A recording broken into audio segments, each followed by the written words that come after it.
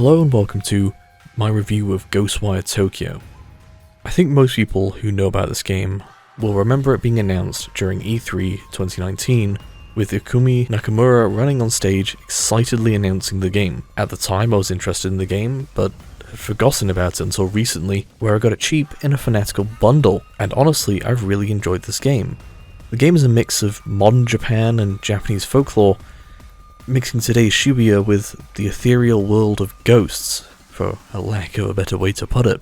So what is this game? It's a first-person, open-world, single-player, sort of action-adventure game.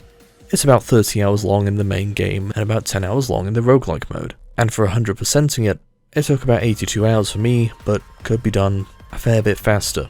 One of the things I enjoyed most about this game was the exploration. I spent a lot of time in this game looking at both places you would expect, such as Shibuya Crossing, but also spending a lot of time looking at the small things, which made the world feel really interesting. Small things such as items in vending machines, or items stocked on shop shelves, or things laying around in apartments, or the cars on the roads, and much more.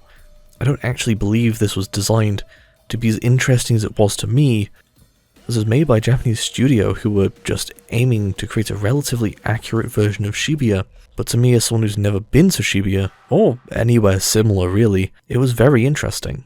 At one point I decided to stream this game to my girlfriend, and we spent a few hours just comparing places in game to what we could find on Google Maps. I honestly don't think I've ever done anything similar to that before, and I doubt it will ever again. For this alone I can recommend the game without even having discussed the gameplay. Simply put, exploring in a video game is often a very enjoyable experience.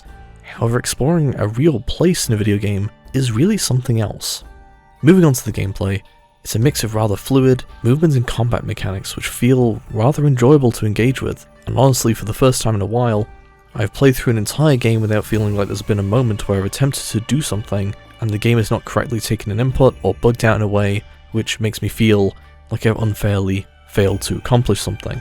Every time I've died or failed to do something, it's always felt like I've needed to improve my own skill in the game, rather than being annoyed at the game or failing to do as it's supposed to have done. The combat system goes as such. You have three main attacks: wind, water, fire. Wind is fast and accurate, but weak. Water is an AoE in front of you, but it's short range.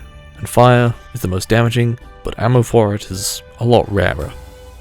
You use these attacks on enemies to expose their cores being what you can pull out to kill the enemies. The combat system is rather repetitive and simple, but it's pretty solid. It's a fun system that I personally really enjoyed, but I can see some people wanting more from the combat system. Oh, and there's a bow, but it doesn't really seem to fit into the fast-paced combat this game has.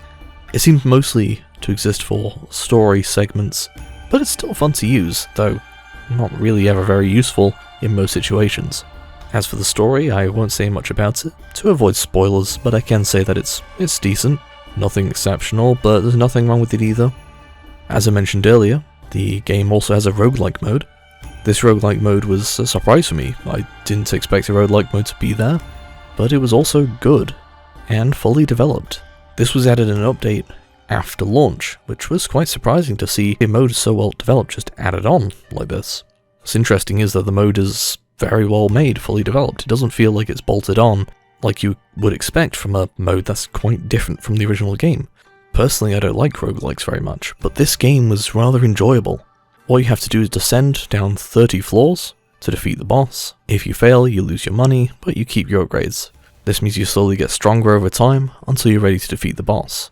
Simple, but fun. In conclusion, you can get this game for cheap, and it's really worth giving it a go, as it was a real surprise to me as to how much fun just walking around a city could be, let alone actually just playing the game, which of course I thought was really fun as well. So if you see it on sale, definitely worth giving it a go. Thank you and goodbye.